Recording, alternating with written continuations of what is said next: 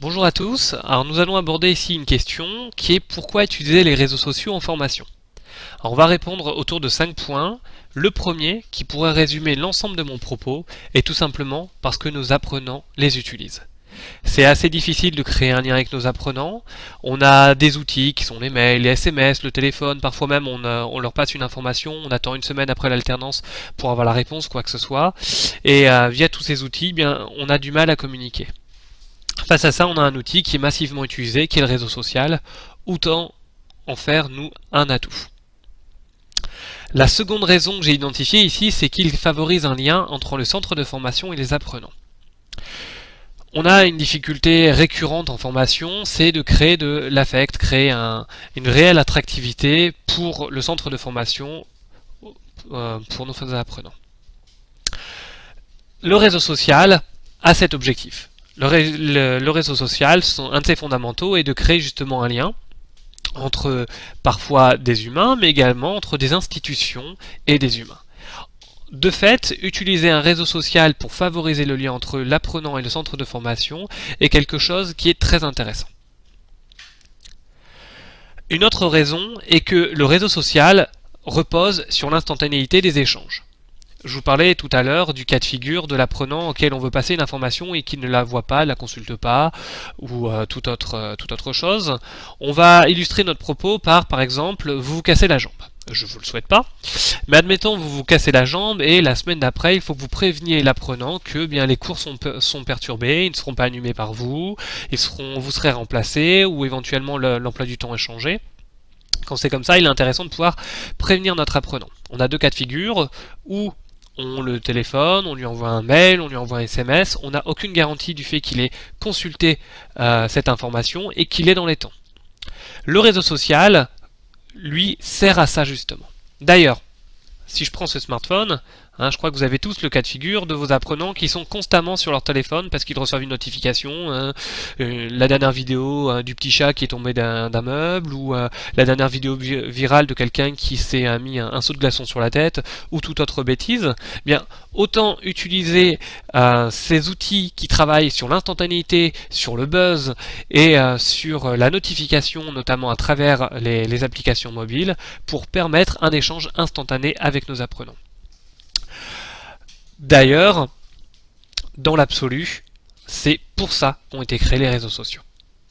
Donc vous pouvez par exemple vous passer une information importante de type changement d'emploi du temps, etc. mais parfois mineure également. Un conseil, tiens, je vous conseille de consulter telle vidéo, je vous conseille de consulter telle ou telle chose, ou tout simplement l'utiliser comme un outil pour collaborer et favoriser l'échange entre vos apprenants. Un autre point qui est pour moi super important, c'est de considérer le fait que les réseaux sociaux, contrairement à ce que l'on pensait il y a quelques années encore, ne sont pas un phénomène de société. C'était un phénomène de société lorsque Facebook s'est lancé, que c'était encore minoritaire, que quelques universités l'utilisaient, que quelques personnes, les gens un peu à la mode les utilisaient. Maintenant, c'est vraiment une lame de fond. Tout le monde est touché, impacté par les réseaux sociaux. Le mode de fonctionnement, les échanges, la société dans son ensemble a été marqué par les réseaux sociaux. Je ne suis pas en train de vous dire que c'est bien ou pas bien, je suis juste en train de vous dire que maintenant c'est un fait, il faut qu'on fasse avec. On a deux cas de figure, où on décide de ne pas les utiliser et de les subir, ou on décide de les utiliser et d'en faire un atout. Et là encore, je vous encourage vivement à considérer les réseaux sociaux comme un atout.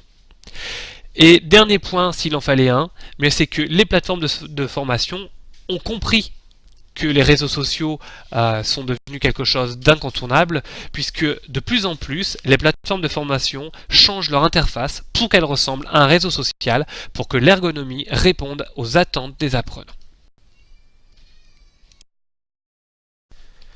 Je vous propose maintenant d'aborder et surtout de balayer une série d'idées reçues liées aux réseaux sociaux. La première, la plus fréquente, est de penser que les réseaux sociaux en formation, ça ne marche pas. Alors, ce que je vous invite à faire, c'est consulter YouTube, Google, etc. Et vous verrez nombre d'expérimentations qui ont été faites par des centres de formation, du petit à grand niveau, qui prouvent que l'utilisation réfléchie des réseaux sociaux fonctionne. Alors j'insiste sur le réfléchi, effectivement, utiliser un réseau social pour utiliser un réseau social, ça n'aura aucun impact. Par contre, l'intégrer dans une vraie stratégie de communication avec ses apprenants, une vraie stratégie de communication, de travail collaboratif, là on a de très bons résultats. Pour les raisons que je vous ai citées précédemment, et la première étant que c'est quelque chose que nos apprenants aiment, et c'est quelque chose qu'ils attendent de nous. La seconde idée reçue est de penser que ça se passera mal. On me dit souvent que sur les réseaux sociaux, les élèves vont être mal polis, ils vont mal se comporter, ils vont être discourtois ou je ne sais quoi. C'est parfois vrai. C'est parfois vrai, mais ces mêmes élèves se comporteront également comme des goujats en présentiel. Dans l'absolu, on a un comportement qui est assez amusant sur les réseaux sociaux, c'est que de plus en plus, il y a du bashing qui se fait pour ceux qui ont un mauvais comportement. Une personne qui va avoir un statut qui va être insultant va se faire tout de suite alpaguer par le reste des personnes connectées au réseau social qui vont lui rappeler des règles de savoir-faire et de savoir-vivre qui souvent ne sont même pas respectées au quotidien en dehors du réseau social. Donc rassurez-vous, le comportement des apprenants ne se passera pas mal. De toute façon, la règle qui est vraie en présentiel est vraie également en ligne. Le comportement de l'apprenant va beaucoup être marqué par votre propre comportement. Si vous vous comportez bien avec l'apprenant, il va s'adapter. S'il se comporte mal, de toute façon, il faudra agir. S'il se comportait mal en présentiel, on ajuste. S'il se comporte mal sur un réseau social, on ajuste également. Une autre idée qui inquiète les gens est la notion de vie privée.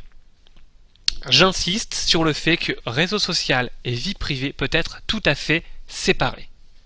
C'est-à-dire qu'il est possible de créer des comptes séparés. Par exemple, j'ai un compte sur un réseau social à titre professionnel pour communiquer avec mes apprenants et un compte sur un réseau social à titre personnel. Je peux tout à fait faire ça si ça me rassure.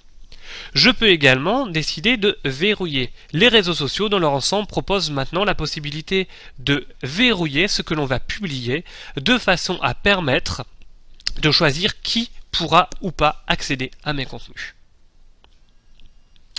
On me répond également souvent « Je ne veux pas ajouter mes apprenants à mon réseau social ».